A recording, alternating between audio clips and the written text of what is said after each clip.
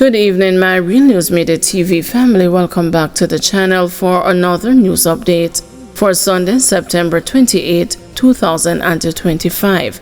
And in the news this evening, windscreen wiper charged after stealing over $200,000.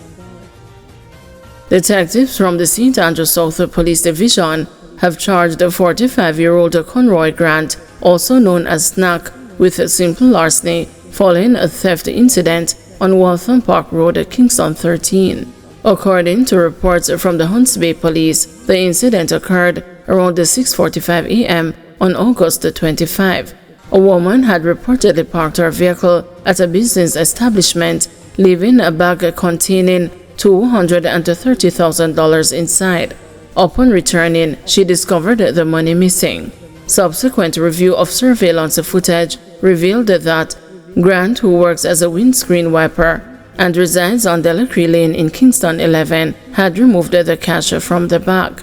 Following an investigation, Grant was taken into custody.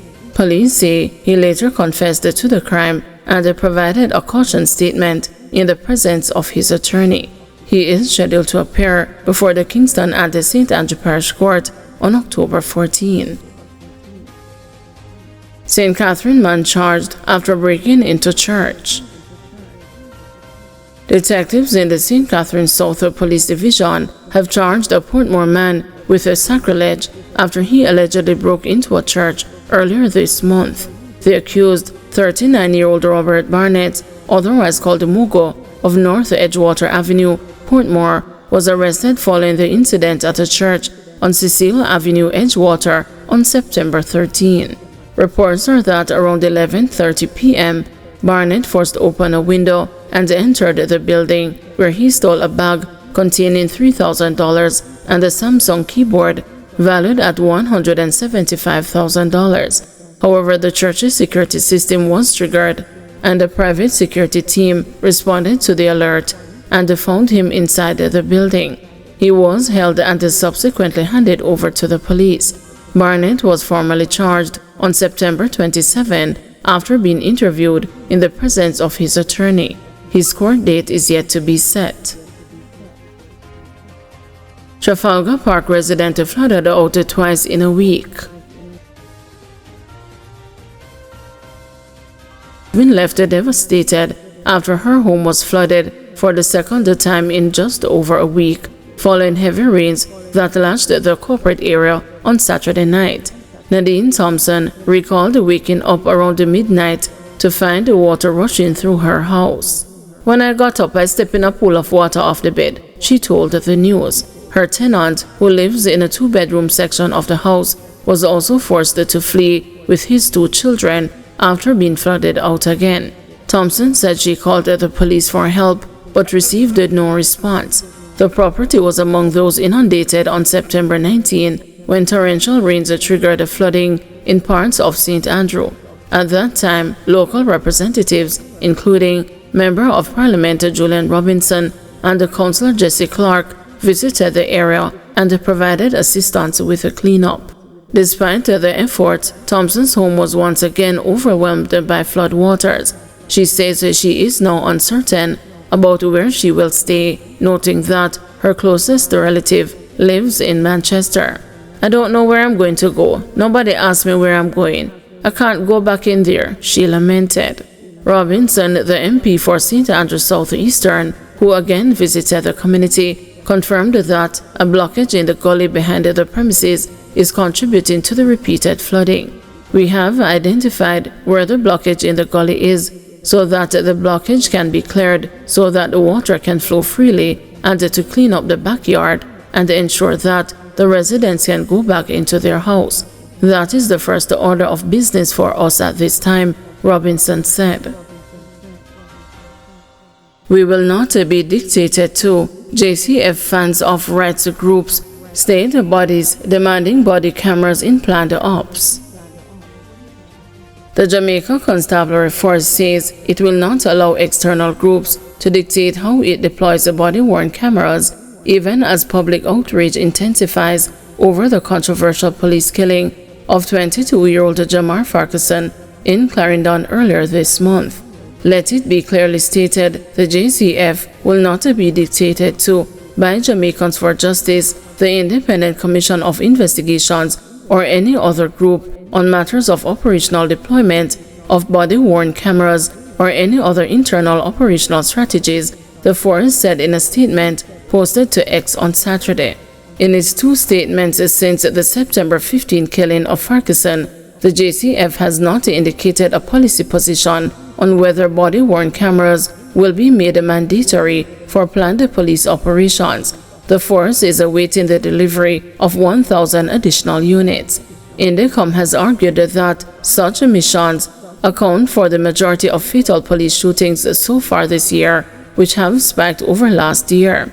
According to the oversight body, 230 fatal shootings have been recorded between January 1 and September 25, a 76% increase compared with a similar period in 2024. Deputy Commissioner of Indicom, Hamish Campbell, has said body cameras could have been crucial in the Farquharson case, noting that none of the 23 officers on the raid at his Cherry Tree Lane home wore the devices. A video circulating online shows the Farquharson opening a door and raising his hands before police officers entered on a warrant searching for a gun.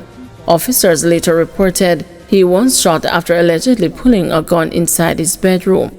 A .38 revolver was seized, according to the JCF.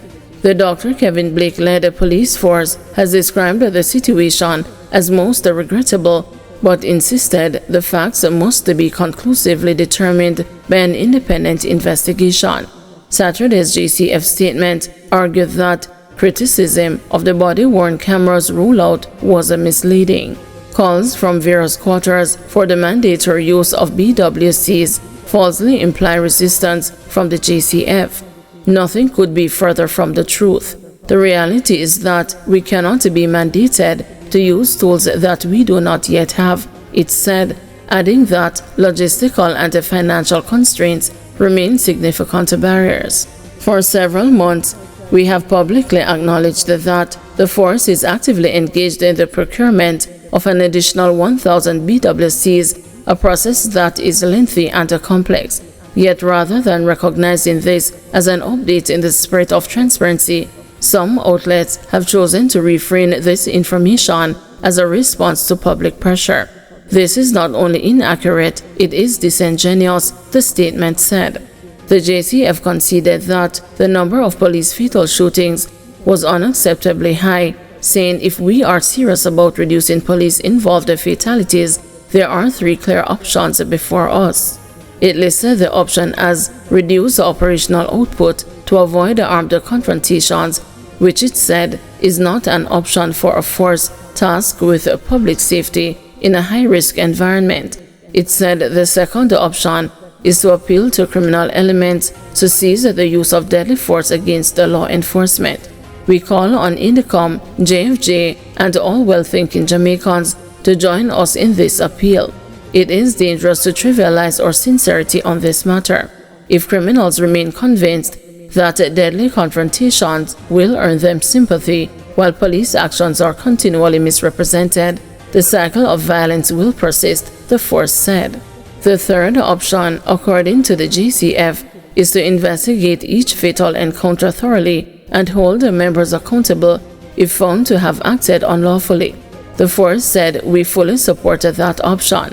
The JCF argued that the third point assumes that many police shootings are unjustified despite the overwhelming majority of Indicom's investigations ending with officers being cleared of wrongdoing.